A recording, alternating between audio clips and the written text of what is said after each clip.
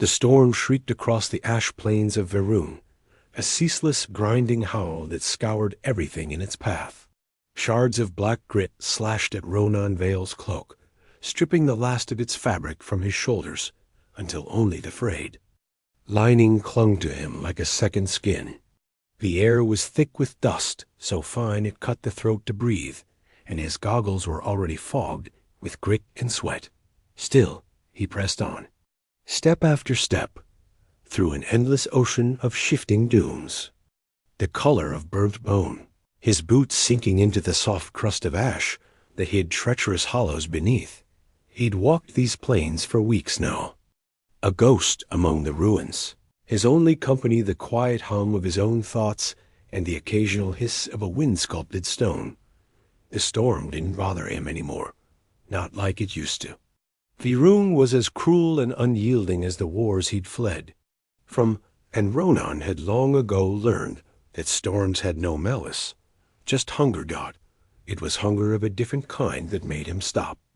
A sound threaded through the roar of the storm fin, reedy at first, like the wail of wind through a broken pipe. He thought it was just another trick of the gale, but then it came again. A cry, faint but distinct, high-pitched, desperate. Not the sound of metal groaning or stone splitting, but something alive. Ronan froze, squinting into the swirling haze.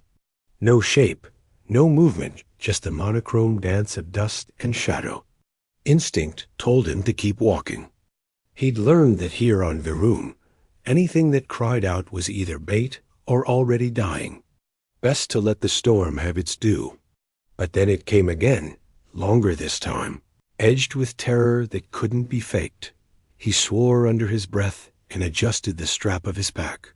The wind snatched at his scarf as he turned toward the sound, angling up the slope of a brittle dune that cracked underfoot. The cry grew louder now, ragged, punctuated by shallow whimpers. It was close, too close. His fingers tightened on the grip of his pulse knife as he crested the rise dot at first. He didn't see it, just a jagged hollow where the storm had carved out the side of the dune. Then the thing moved, curled in the shadow of the rocks, its crystalline skin catching what little light there was, and casting faint glimmers in the dust dot. It was small, no bigger than a wolf pup, but nothing like a wolf. Its body was a latticework of dark, chitinous plates veined with glowing blue fissures, like molten cracks in cooled stone. Its eyes were enormous and lambent, catching his gaze with eerie intensity, even as it whimpered and tried to press itself deeper into the sand. Ronan stared at it for a long moment, every instinct screaming to turn away. Predators here didn't hunt alone. Whatever this was, its pack was already circling. He could feel it, a low vibration beneath his boots. The faintest click of unseen claws on stone carried on the wind dot. His pulse quickened. He knew this dance too well. Wounded prey, hidden hunters. He glanced over his shoulder. The storm behind him roared louder, as though impatient for him to make his choice. He crouched and extended a gloved hand. The creature flinched at first, but then, as though some fragile thread inside it snapped, it let out a pitiful whine and reached out with trembling claws, hooking them into the fabric of his sleeve. Its touch was surprisingly warm. Ronan's chest tightened. He thought of other hands, too small, too soft, clawing at his armor once, pleading for him to do something, anything. Back then he'd frozen. Back then he'd walked away. Not this time. The wind screamed around them as he scooped the creature into his arms. Its segmented body was heavier than it looked, solid and warm. It buried its crystalline face against his chest, shuddering. He glanced back at the storm. Ahead lay only whispers of a village he'd heard about in tavern stories, hidden somewhere in the cliffs. A place these creatures came from. Maybe. He shifted the creature's weight and muttered to himself, "All right then. Let's find your pack before mine finds us." And with that, Ronan wrapped his tattered cloak around the child, lowered. his head against the fury of the wind, and started walking. The storm began to die. By the time Ronan glimpsed the village dot, it didn't appear so much as emerge. As though the cliffs themselves were exhaling it from the rock, black spires of obsidian fused with living crystal, faint veins of light pulsing through them like a heartbeat. High above, the wind shredded itself against jagged ridges, leaving a strange, reverent hush below. The air here was colder, heavier.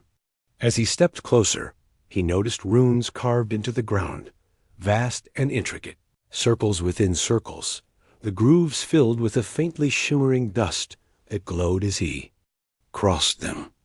The creature in his arms stiffened at the threshold, its claws digging into his shoulder.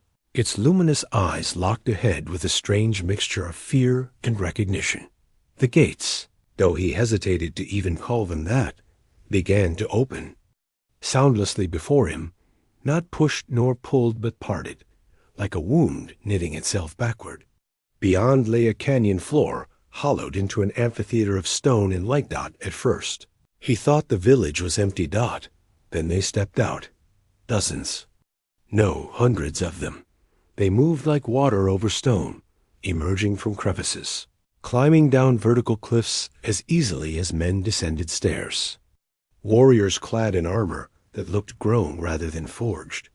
Plates of crystal interlocked with corded sinew, weapons that hummed faintly even at rest. Their eyes gleamed as one when they settled on him and the child in his arms. And then they stopped out, every one of them. One by one, they sank to their knees, the motion so perfectly synchronized that the air itself seemed to catch its breath.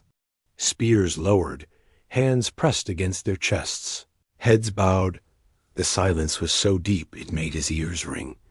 Ronan froze. This was not fear, nor respect of the kind a predator gave another predator.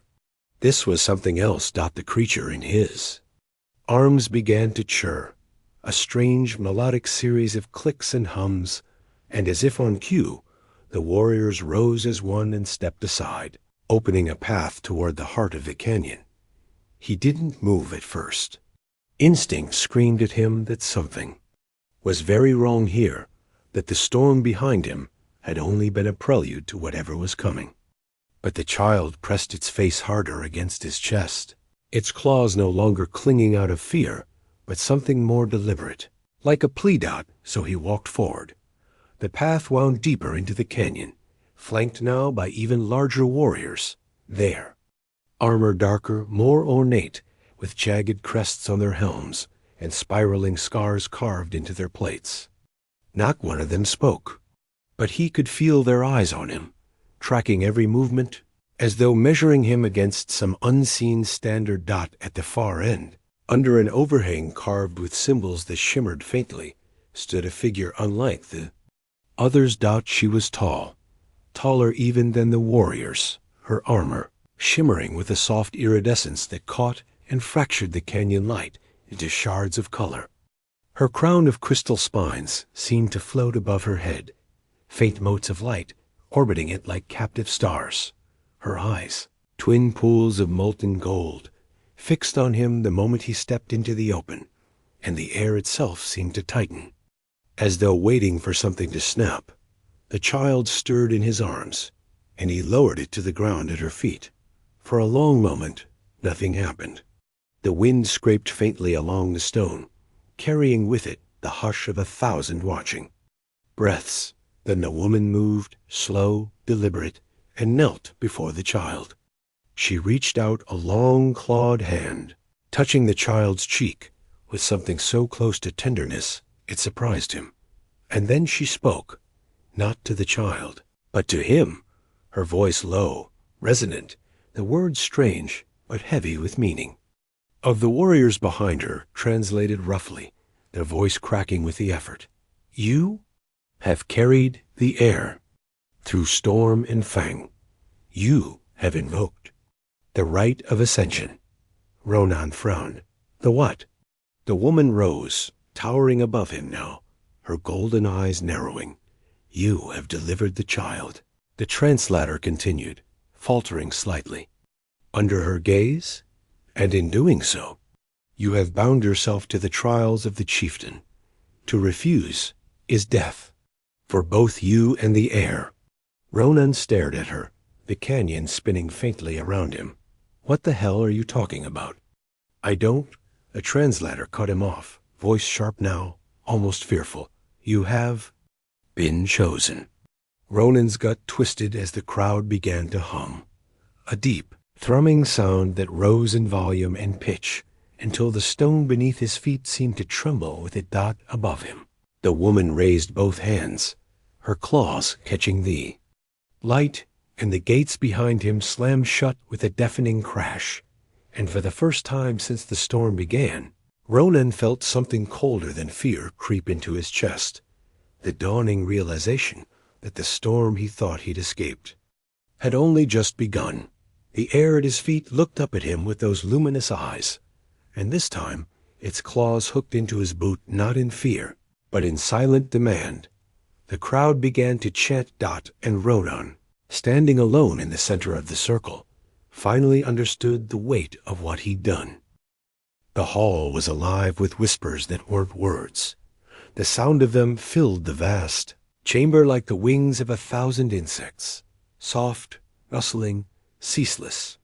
Ronan stood at the center of it, on a circular platform cut from a single slab of black crystal, its edges carved with spiraling runes that pulsed faintly each time he shifted his weight. The villagers, if that was even the right word for them, lined the upper tiers of the chamber, their luminous eyes fixed on him. None spoke. None moved.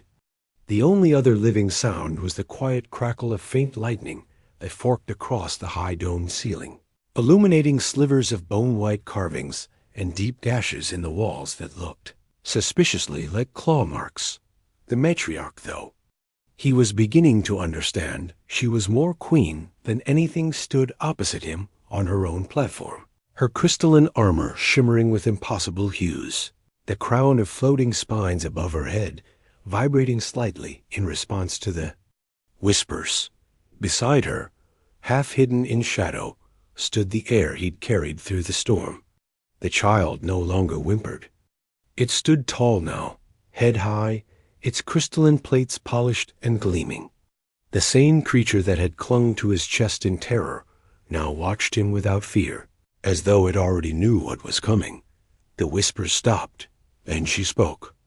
Voice rang out like stone, splitting under the weight of centuries. This time the translator, standing at Ronan's side, stumbled at first before catching up. You have carried the heir through the scourge of ash, where others have perished. The crowd murmured approval, their many claws scraping faintly against the stone in unison.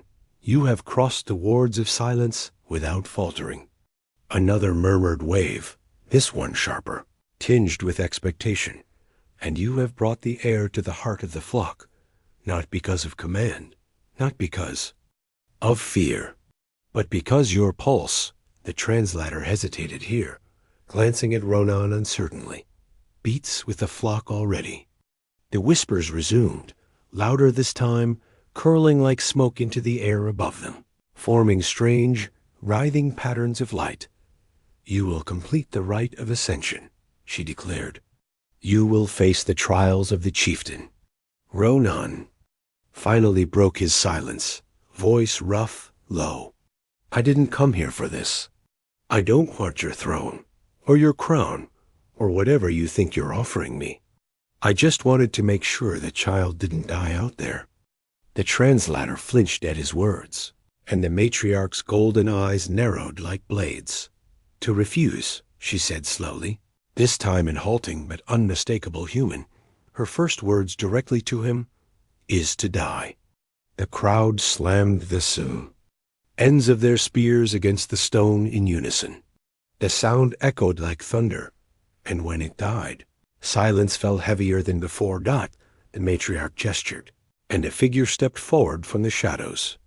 Ronan's chest tightened. It was the matriarch's daughter. He hadn't seen her properly before, only a glimpse of her during the ceremony when she'd translated. But now she strode into the circle, her armor darker, sleeker than the others, etched with countless scars, and her crown of shorter, jagged spines glowed faintly red instead of gold. Her eyes were molten amber, fixed on him with something far colder than contempt. "She will be your witness," the matriarch said. At first, he thought she meant the woman was there to observe the trials. But then her lips curled ever so slightly, and she spoke softly, just loud enough for him to hear. "No," she corrected, in perfect, fluent human tongue. "I am here to make sure you fail." And then she smiled. Not a cruel smile, not even a mocking one, but something sharper, something alive with the promise of blood and ruin. The platform beneath him began to hum. Runes flared brighter, rising up the walls until the entire chamber burned with light. The matriarch raised her clawed hands above her head, and the air cracked with energy. "You will face the storm maw," she announced. The crowd erupted in a roar, part chant, part shriek, part prayer. At the far end of the chamber, the floor split apart, groaning as a massive gate of black stone rose from the depths. The witness, still wearing that faint, terrible smile, looked at him and murmured, "Run if you like. It won't matter." And then the gate opened. The smell hit first, hot metal, ozone, and something coppery and thick that made the hairs on his neck stand up. From the darkness beyond the gate, a sound came, a low, resonant growl that rolled through the chamber and rattled his ribs. The storm maw emerged. It didn't crawl. It didn't walk. It flowed like a living storm given form, its jagged crystal limbs sparking with electric arcs as it dragged itself into the light. Its eyes, 6 of them, were shards of lightning set into a body of broken glass and churning. Clouds, the spears of the villagers, struck the stone again, faster now, matching the rhythm of its breath. The witness leaned closer and whispered, her words like frost on his skin. "Do you feel it yet, shepherd? This is not your world. This is not your flock. This is your grave." The storm maw lowered its massive head, and its 6 eyes locked on him. And for the first time in years, Ronan felt the blood roar in his ears and the old, cold voice of survival whisper through his bones. The gates slammed shut behind him, and the hunt began. The air inside the arena shimmered with heat and static. Each breath Ronan drew tasting of copper and ozone. The storm maw circled him now, its jagged limbs scraping against the crystal floor, leaving sparks in its wake. It moved with a terrifying grace, too fast for its size, too quiet for something so vast, and its 6 lightning-bright eyes tracked him with predatory patience. Ronan kept his knife low, his boots light on the stone, and he forced himself not to look at the witness where she stood above him on the platform, watching. Her golden eyes gleamed with something he couldn't name, not contempt anymore, but sharper, hungrier. The crowd had stopped chanting. They were waiting for him to be torn apart. The storm maw struck, not a charge, but a blur of motion, its claws slicing toward him faster than his eyes could follow. He dove to the side, rolling across the slick crystal floor, feeling the heat of the beasts passing like a furnace wind. When he came up, it was already behind him. Lightning cracked against the walls as its tail whipped through the air, barely missing his head. Ronan forced himself to slow down. Breathe. Stop thinking like prey. It wasn't stronger than him, not smarter, not unbeatable. It was just another predator. And predators followed patterns. He kept moving, eyes on the rhythm of its breathing, the way its hind legs coiled before each lunge, the faintest crackle of its energy building before it struck. And then he saw it, a flicker in the way its left forelimb dragged slightly, just enough to throw its balance off when it pivoted. The crowd didn't see it, but he did. He reached down and snatched a shard of crystal from the floor where the storm maw's claws had raked it earlier, jagged, sharp, and slick with his own blood. He let it circle him again, feigning exhaustion, letting his movements grow sluggish on purpose. It lunged, and this time, Ronan didn't dodge. He moved into it.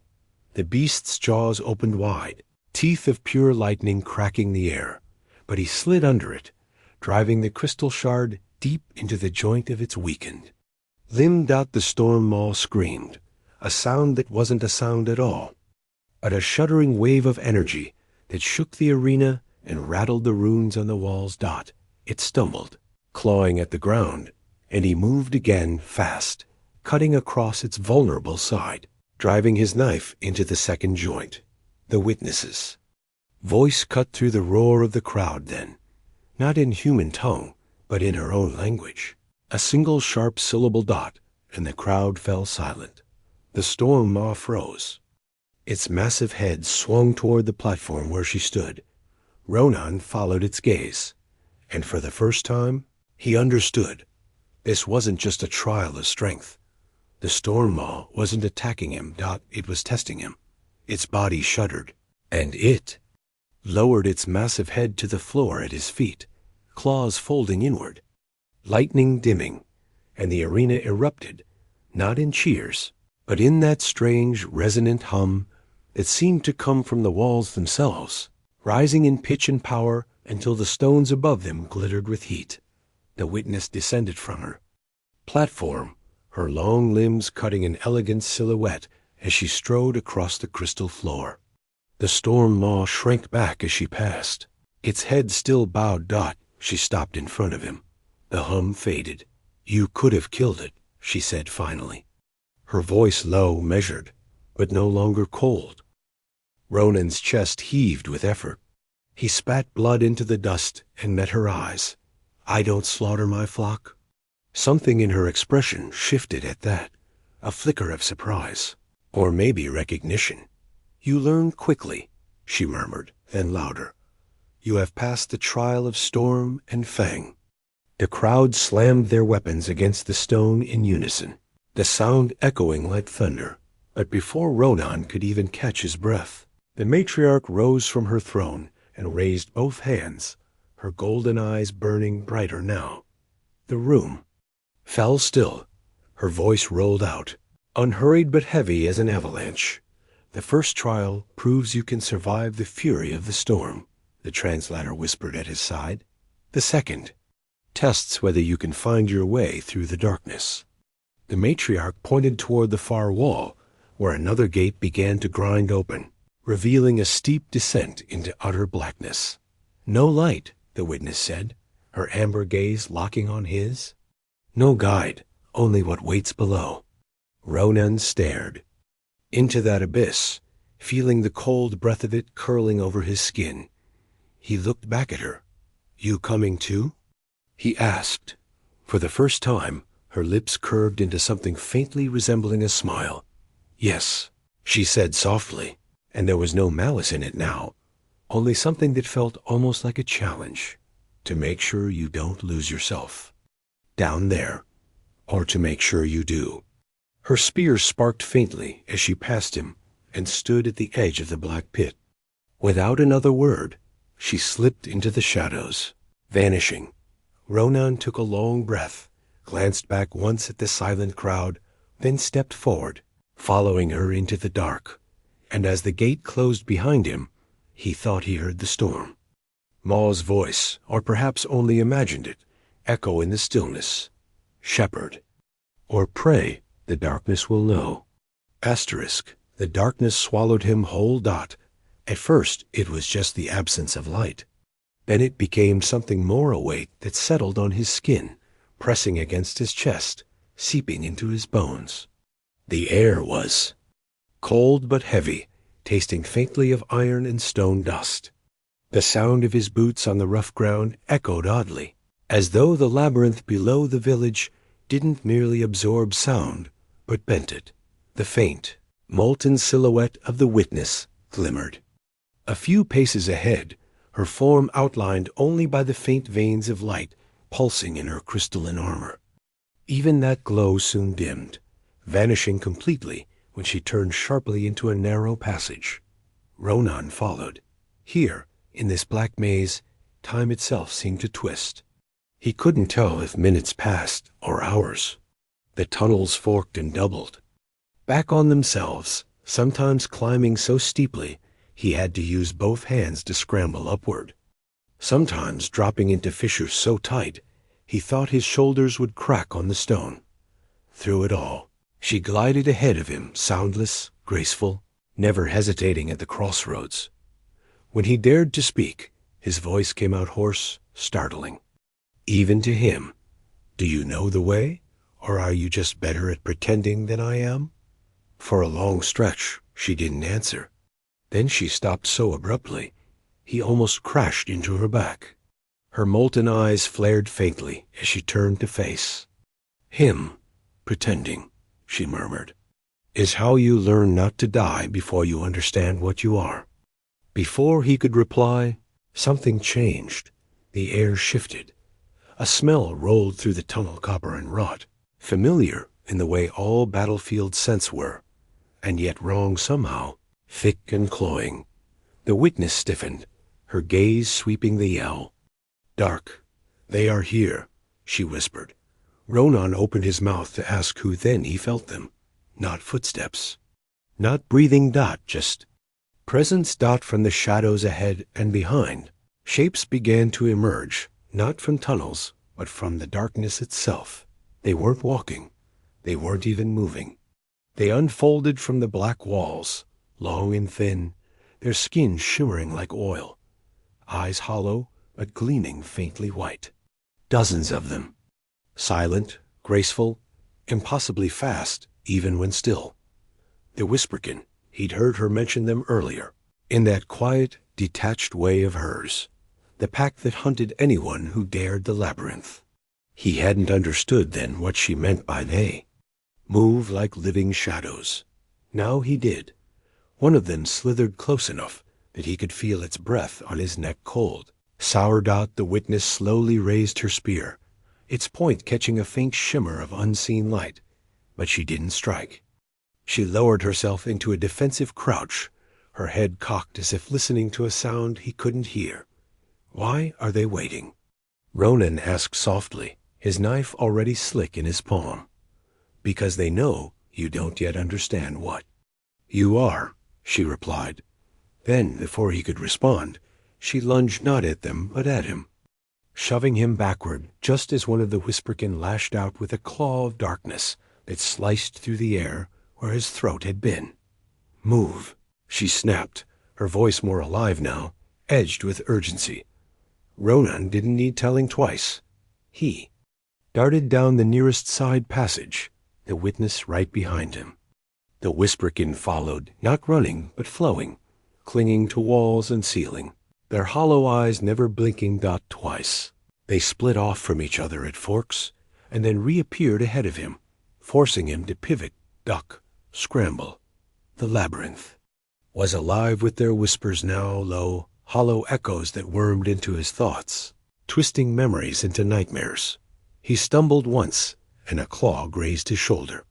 Cold fire shot through his nerves, and for an instant he thought he saw the battlefield where he'd left all his men behind the ridge. The smoke, Jenkins' ruined face staring back at him with that same bewildered trust. He bit down hard on, his tongue tasting blood, and forced himself to focus. Patterns. That was the key. He'd seen it before in wolves, in soldiers, in storms. Everything moved in patterns. He slowed, not running now, but moving deliberately, feeling the way the air shifted as the pack circled, mapping their rhythm. Their whispers rose and fell like breath dot at the next chamber. He stopped completely. Witness skidded to a halt beside him, eyes narrowing. What are you? Wait, he said sharply dot, and then he moved. Not toward the exit, but toward the heart of the pack. The Whisperkin hesitated. Ronan crouched low, pressing his hand flat to the ground, then swept it across the dust until he found what he was looking for. A faint depression. A scrape mark, another, a third. Here was where they gathered, where they struck from, where their alpha waited. He reached into his pack, pulling free the crystal shard he'd kept from the arena. Then, in one swift motion, he hurled it into the far wall. The Whisperkin flinched as the sound cracked through. The cavern then, as he'd hoped, they surged toward it in unison, their instincts overriding their cunning for just long enough. When they did, the Alpha revealed itself a figure twice as tall as the others, its outline sharper, its hollow eyes burning brighter. It dropped from the ceiling, landing between him and the witness. But Ronan was already moving, sliding low under its strike, driving his knife deep into the soft seam at its throat. The creature shrieked, not a sound but a ripple of blackness that surged through the others. And then, just like that, the pack stilled. One by one, they withdrew into the walls again, vanishing into the dark. Ronan stood there, chest heaving, the Alpha's head clutched in his hand. The witness stared at him, her molten eyes wide, not with contempt or even approval, but something deeper. "You," she whispered, "listened to them." Ronan met her gaze. "I didn't need to fight the darkness," he said, his voice steady now. "I just needed to understand it." For the first time since it met her, the witness lowered her spear, and in the silence that followed, she murmured something so soft he almost didn't catch it. "Maybe," she said, "you are not just pretending after all." Together, they climbed out of the darkness. The climb out of the labyrinth was longer than the descent had been. By the time Ronan and the witness emerged into the cold air of the arena again, their hands and armor streaked with soot and blood, the twin moons of Verun had climbed high into the black sky, painting everything in silver and shadow. The crowd was waiting. If they had roared for him before, they didn't know. Now they simply stared, thousands of alien eyes fixed on him, unblinking, unreadable. No jeers, no hum of anticipation. Only silence. Even the storm maw, coiled at the edge of the arena like some enormous sentinel, had lowered its head to watch. The matriarch stood on her throne's dais, flanked by her remaining council, her crown of spines glowing white-hot now, her molten gaze fixed not on Ronan, but on the head of the Whisperkin Alpha clutched in his hand. She nodded once. The darkness, the translator croaked beside him, voice small in the immense stillness, has yielded to you. But the final trial remains. Ronan turned to the witness, who still stood at his side, silent but no longer smiling. She finally spoke, her voice low and edged like a blade drawn halfway from its scabbard. "The final trial is not against beasts," she murmured. "It is against us." The matriarch's gaze swept over the crowd. Her claws raised high. Her voice rang out, louder than thunder this time, the words guttural and full of power, each syllable striking like a hammer blow against stone. "This trial," the translator gasped, struggling to keep pace, "is the duel of dominion. Warrior against warrior. Not trickery, not cunning. Only strength." The air thickened. The crowd stirred now, not in whispers but in low, guttural chants that began to echo off the obsidian walls. Ronan looked around, and the realization sank in. There was no creature they could summon, no darkness they could conjure, that frightened them more than the idea of a stranger standing over their own blood and bone. From the far end of the arena, the matriarch's consort stepped forward. He was massive, even compared to the others. His armor adorned with talons and shards of bone from predators Ronan had never seen before. His eyes burned like molten iron, and the ground itself seemed to quake under his feet as he entered the circle. The chieftain, Ronan, straightened his spine, though his legs felt like they were carved from lead. He forced the ache of his battered body into a quiet corner of his mind and dropped the Whisperkin head onto the sand. "I don't want your throne," Ronan called out, his voice carrying through the eerie silence. "But I won't let you bury me just because I didn't ask for it." The chieftain bared his teeth in what could have been either a smile or a snarl. "That The witness said quietly from behind him, "Is the first honest thing you've said since you arrived?" Then she stepped back, her eyes locking with his one last time. "Do not die soft," she murmured. A spear was thrust into Ronan's hand, a ceremonial weapon of bone and crystal, humming faintly with energy. Its shaft was heavier than anything he'd held before. The chieftain raised his own weapon high, a monstrous blade etched with scars, its edges jagged and cruel. The crowd fell into perfect silence. Then the matriarch's voice boomed, "Begin." The chieftain moved first, crossing the sand in a single bound, his blade crashing down toward Ronan with enough force to shatter stone. Ronan darted aside, the blade gouging a furrow in the crystal floor where he just stood. There was no room for tricks here, no places to hide, no pack to outsmart Dot, just him. And this wall of fury. The chieftain swung again, and this time Ronan parried, barely catching the blade's edge with the shaft of his spear. The impact sent a shockwave up his arms, the bones of his wrists screaming in protest. He stumbled back, and the chieftain followed, relentless, tireless, each blow closer than the last, sparks flying from where his blade bit into the arena floor. But Ronan's eyes never left his opponents. He watched, even here, especially here. Patterns revealed themselves. The way the chieftain's hips over-rotated when he swung from his left. The micro-pause before each charge as he shifted. His stance. The way his breathing hitched ever so slightly after his fourth strike in a series. Ronan began to move differently, not just defending, but steering, guiding each time the chieftain lunged.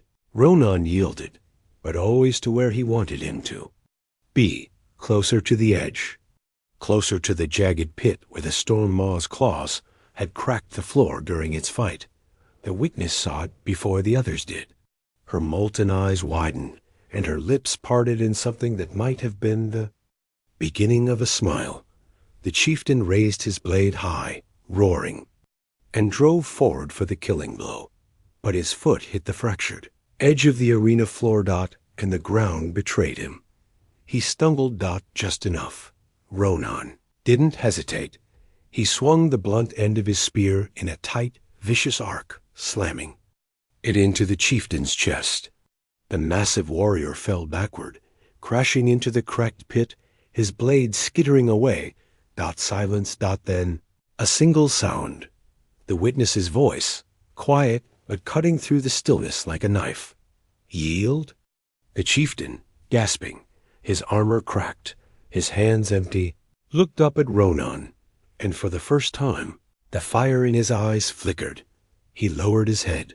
The matriarch rose from her throne, her voice rising above the stunned murmurs of the crowd. "The duel of dominion," she declared, "has been decided." The crowd erupted, but not in roars of fury or grief. They began to chant, not his name, not hers, just one word, over and over, a word he didn't understand at first, but felt like a storm in his chest. Shepherd. The witness stepped forward, standing at his side now. Her molten eyes met his, and in that moment, there was no contempt, only something far more dangerous. "Respect. You've changed them," she murmured, low enough that no one else could hear. "And now, you've changed." The matriarch raised her hands, silencing the crowd. She gestured to the staff of the chieftain, its spines and blades glinting in the moonlight, and spoke a single sentence that sent a chill through Ronan's blood. "The flock has chosen." And as the staff was placed in his hands, heavy and humming with old power, the weight of what he'd become settled into his chest, heavier than any blade, any crown, not a warrior, not a conqueror, but something far more dangerous in their eyes. Shepherd. The staff felt alive in his hands. It pulsed faintly, in rhythm with his own heartbeat, as if the stone and crystal that composed it were not dead at all, but some ancient, slumbering thing that had finally opened its eyes, The crowd continued to chant his title, Shepherd. Shepherd, Shepherd, the sound reverberating up into the cliffs and across the obsidian spires, until the moons themselves seemed to tremble under it. Ronan stood at the center of the arena, his shoulders square despite the weight of the staff, and the weight of their expectations. But his eyes weren't on the crowd. They were on the witness. She stood just beyond the circle of light, her molten gaze locked on his, unblinking. Something strange glittered there, something unspoken, brittle, but burning. The matriarch descended from her dais, her movements deliberate, her crown of spines now blazing so brightly it left after-images when he blinked.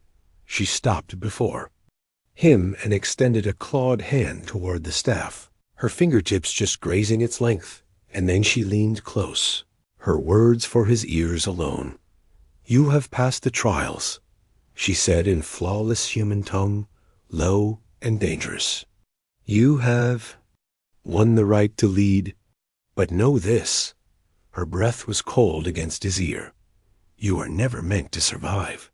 Ronan stiffened, the words sinking through him like knives. She straightened again, her face the perfect mask of regal serenity, as she turned to the witness and nodded. The witness stepped forward. Her spear gleamed faintly, and for an instant, Ronan thought she was going to strike him then and there. But instead, she dropped the weapon to the floor with a ringing clang. "This is wrong," she said, her voice carrying over the arena, stronger than he'd ever heard it. "The trials are complete, and yet you scheme still." Gasps rippled through the crowd. The matriarch's golden eyes narrowed into slits of fury, but before she could speak, the witness raised her chin and continued. "You lied to him. You lied to us all." The heir, she gestured to the small figure, who now stood at the edge of the platform, his luminous eyes watching in silence, was never in danger. The predators never stalked. The maw never struck to kill. The Whisperkin obeyed. Even the chieftain knew the outcome of his duel before it began. A murmur ran through the gathered villagers, confusion first, then anger. The witness pointed, her claw at the matriarch. "You rigged it all, to humiliate him, to make a mockery of our rights. And yet, even then, he won." The matriarch bared her teeth, but the witness stepped closer, her molten eyes blazing. "And I have had enough of your lies, mother." The last word hit like a hammer blow. The matriarch recoiled, and suddenly Ronan understood the witness. His greatest tormentor, his sharpest critic, was not only her daughter, but her heir. The air in the arena thickened as the two of them stared each other down. And then, slowly, the matriarch raised her claws and began to laugh, a sound like stone cracking. "So," she hissed, "it is you then, not him." Ronan felt his blood chill. The matriarch's gaze shifted back to him. "You were never meant to lead," she said with a sneer. "You were meant to die and wake her up." Her voice rose, echoing off the walls. And now the flock must choose one last time. The crowd erupted into chaos, some shouting his title, others hers, the sound splitting into a roar that shook the ground. But Ronan only stood there, watching as the witness slowly stooped to pick up her spear again. Her eyes met his, and this time there was no contempt, no disdain, only a question. He tightened his grip on the staff, and for a long breath neither moved. Then Ronan raised the staff high, and the arena fell instantly silent. "No more trials," he said, his voice cutting through the silence. "No more lies. No more blood." He turned to the matriarch and locked eyes with her. "The flock deserves the truth, and it deserves her." He thrust the staff into the witness's hands. The crowd gasped. The matriarch took a single step forward, and then stopped when the storm maw itself shifted at the edge of the arena, rising to its full, terrible height and letting out a low, resonant growl. The matriarch froze. Then slowly she sank to her knees, and one by one, The rest of the flock followed. The witness stood tall, the staff in her hands blazing like a star. When she finally spoke, her words rolled over the assembly like thunder. The flock has chosen. The shepherd has spoken, and I will lead. The crowd erupted, not in chaos this time, but in a unified, earth-shaking chant that rose into the night sky. Shepherd, chieftain, flock. The witness turned to Ronan and, for the first time, bowed, her head to him. You taught me, she said softly, that the strongest are those who protect, even from themselves. Ronan allowed himself a faint, tired smile. And you, he replied, voice low, proved you were worth protecting. He turned then, walking away as the crowd closed around her. Their new chieftain, their chosen. The moons blazed above him as he disappeared into the cliffs, the faint hum of the storm maw following him like a blessing. And though he was already fading into shadow, the chant still rang behind him, echoing long after he was gone, shepherd.